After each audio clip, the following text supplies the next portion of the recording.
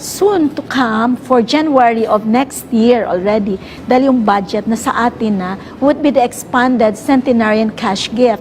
Heto yung batas na pinirmahan ng ating Pangulo nitong February 28 at naging batas siya March 17 of 2024, which is when you reach the milestone of 80, 85, 90, and 95, tatanggap ka ng 10,000 cash gift from the government. So, hiwalay pa ito pag ikaw ay naging centenarian. So, the expanded centenarian cash gift, the centenarian cash gift, will now be with NCSE effective January 1, 2025. So, ang implementation ay nasa commission na? Yes po. Pero ito linawin ko lang na halimbawa, naging 80 ka, meron ka ng 10, and then pagdating mo ng 85, another 10. Yes, hindi that's ito correct. one-time gift lamang.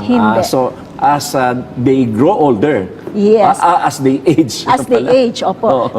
Pero Larry, if I am going to qualify that, mas maganda sigurong marinig ng ating mga kababayan that the government loves the elderly population so much na nag-provide sila ng cash gifts na yan.